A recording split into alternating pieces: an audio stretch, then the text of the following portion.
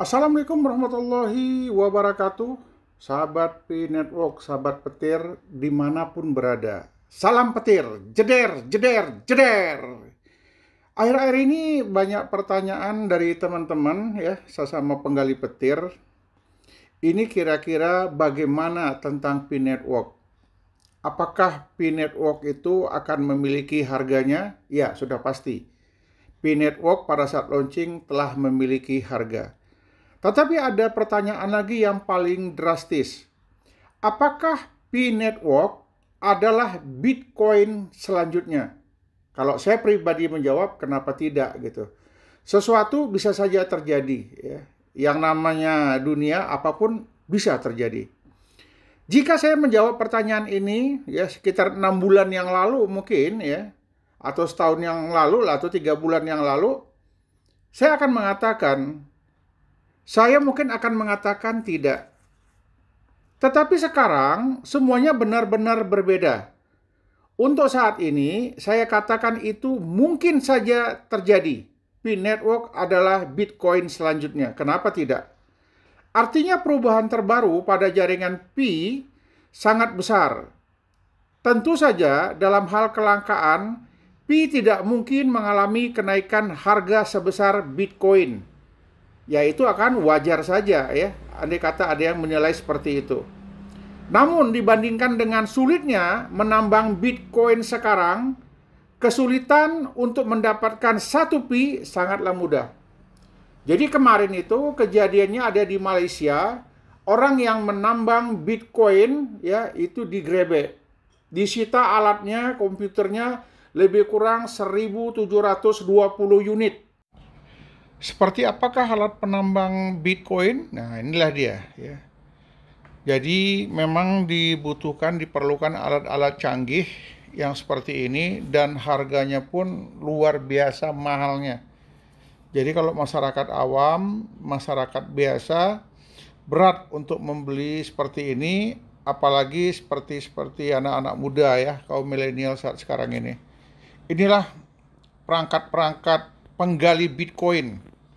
Tapi ini dilakukan oleh miliarder dunia. Memang orang-orang kaya. Diciptakan Bitcoin ini sepertinya memang untuk orang yang punya uang, yang kaya raya.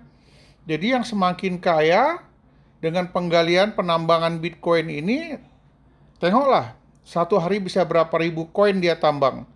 Jadi wajar ya kalau mereka melakukan ini.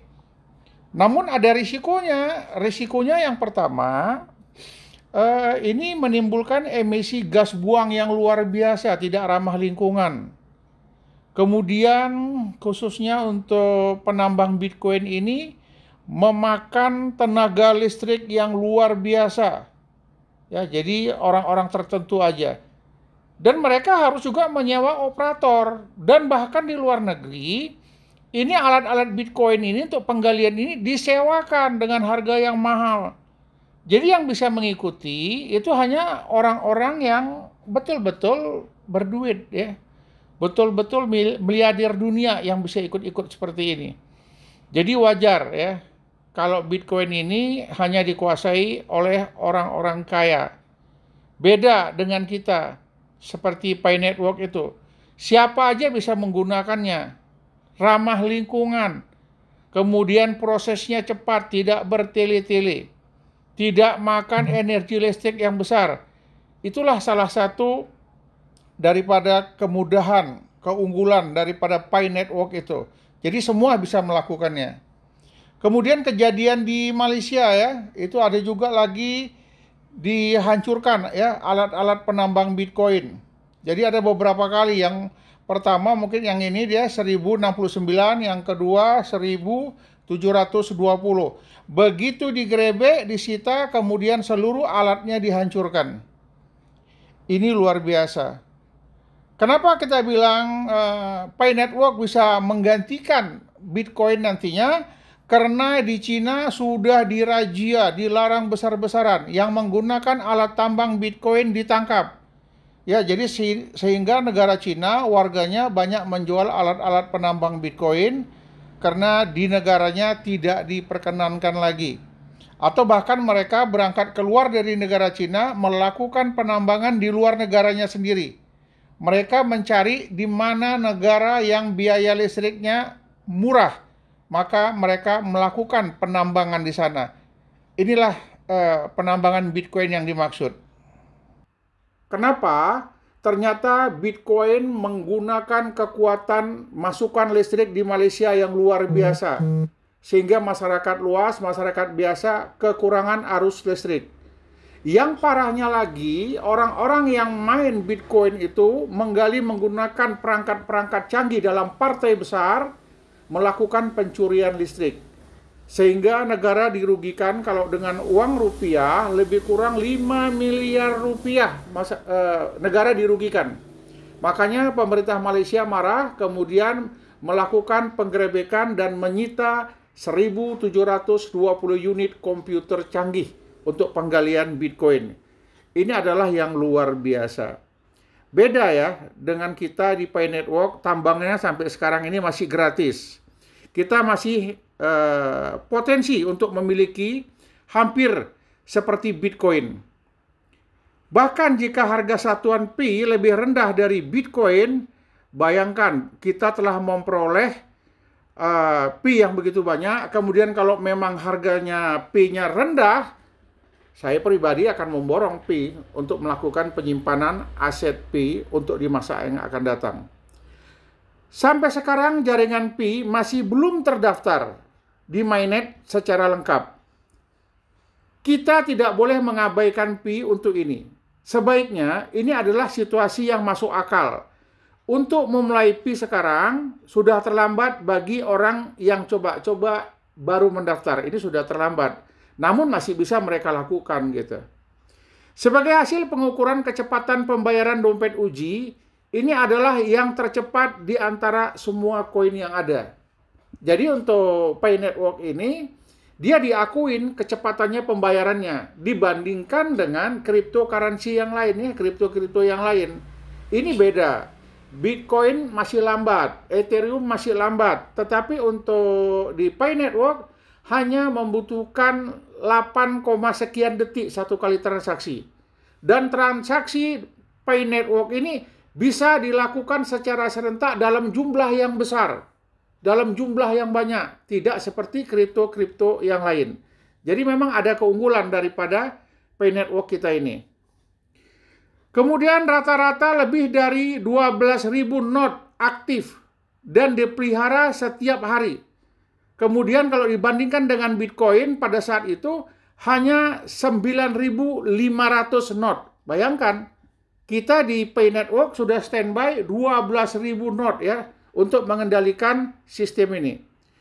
Berdasarkan hal tersebut ya, ada juga pendapat bahwa keamanan node berpotensi mengungguli Bitcoin di masa depan. Wah, bangga kita ini ya.